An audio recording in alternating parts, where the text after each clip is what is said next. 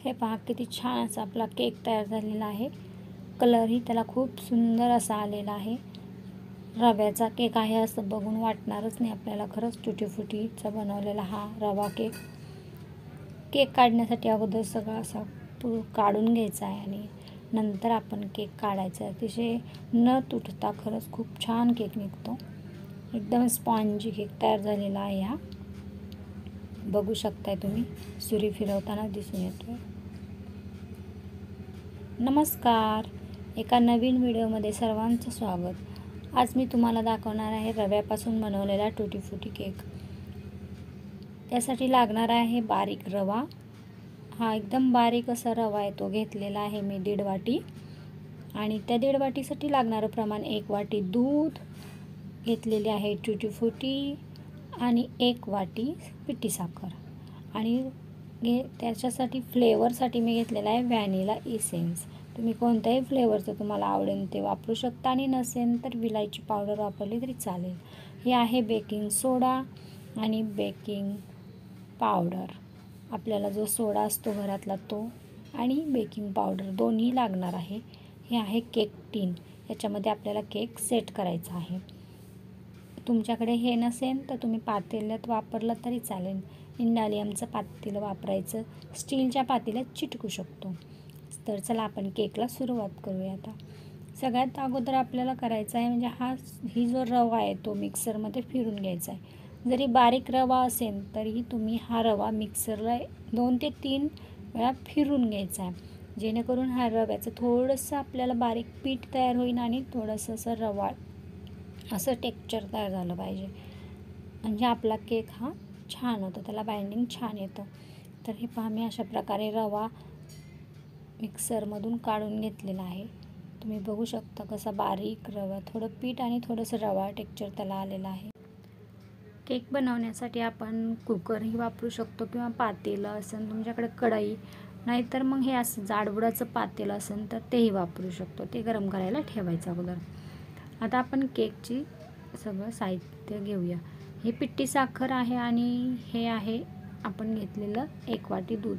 दोन्ही एकत्र करायचे। दुधामध्ये पिठी साखर आपल्याला पूर्ण विरघळून घ्यायची आहे।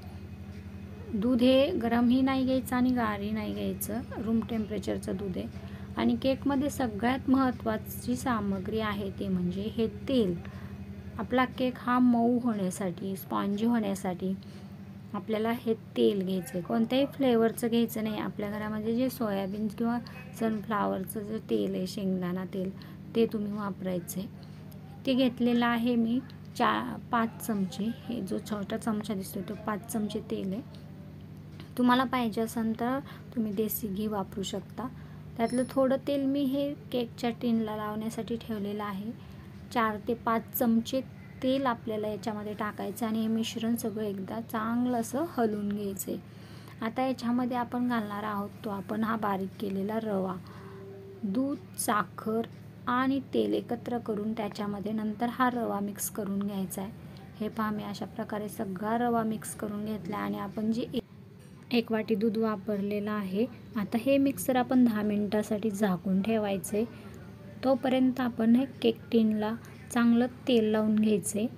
आपण जे तेल घेतलं होतं त्यातलं मी ठेवलेलं 1 चमचा तेल आपण यामध्ये घ्यायचं आहे आणि सगळीकडून असं चांगलं तेल लावून घ्यायचं आहे पहा अशा प्रकारे, जेणेकरून आपला केक हा टिनला चिकटणार नाही आणि गार झाल्यानंतर अलगद निघन असं।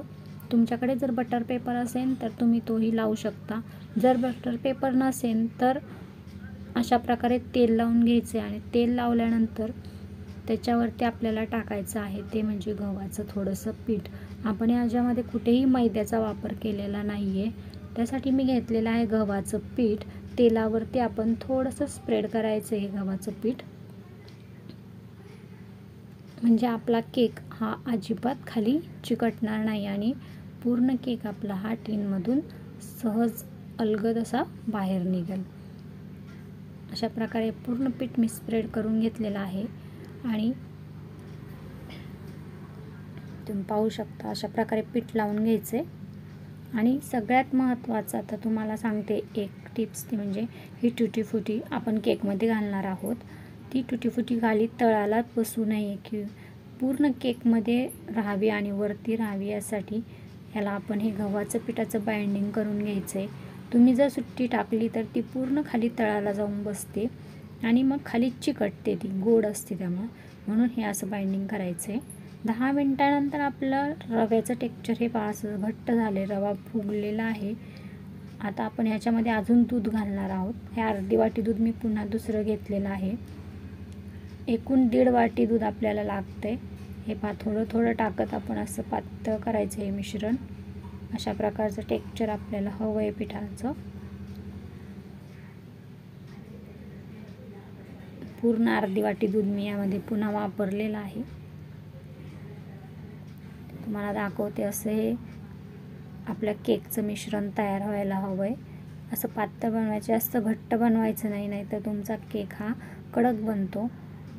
आता हे पूर्ण मिश्रण तयार झाल्यानंतर आपण ह्यात टाकणार आहोत आपलं फ्लेवरचं व्हॅनिला इसेन्स. तुम्ही कोणतंही इसेन्स वापरू शकता तुमच्या आवडीनुसार, नाहीतर विलायची पावडरही घालू शकता.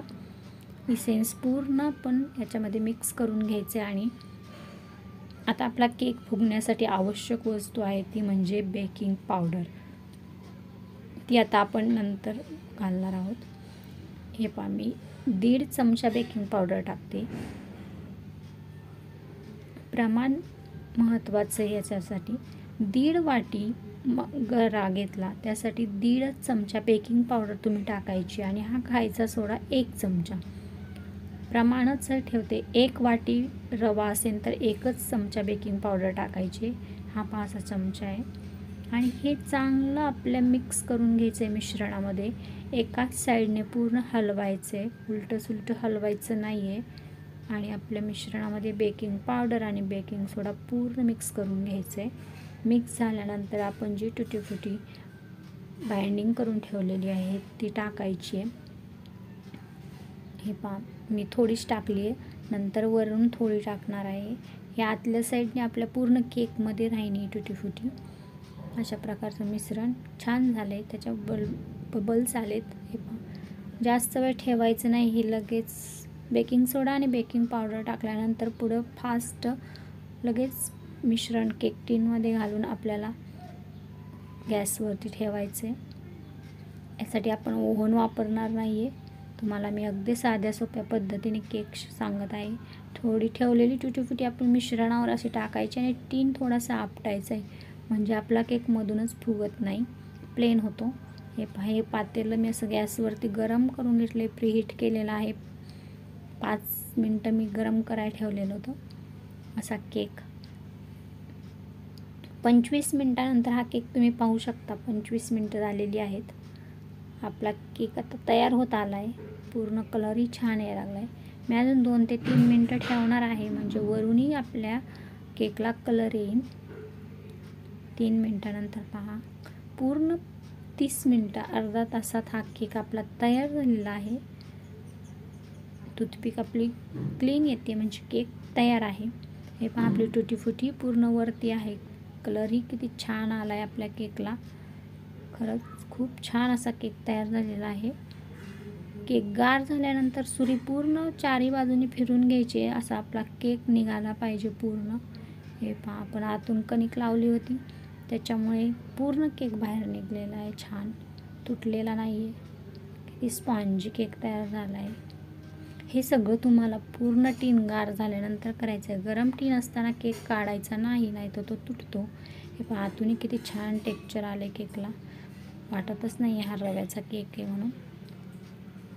छान असा केक झाला आहे. तुम्हाला जरी केक आवडला असेल, रेसिपी आवडली असेल तर आपल्या व्हिडिओला लाईक करा, शेअर करा, आपल्या चॅनलला सबस्क्राईब करा आणि अवश्य हा केक तुम्ही घरी बनवून घ्या. लहान मुलांना आवडणार हा टुटी फुटीचा पूर्ण केकमध्ये टुटी फुटी आहे पहा. त्याला कोटिंग केल्यामुळं पूर्ण टुटी फुटी केकमध्ये राहते, खाली तळात बसत नाही. टी टाईमला छान असा हा केक तयार आहे. थँक्यू.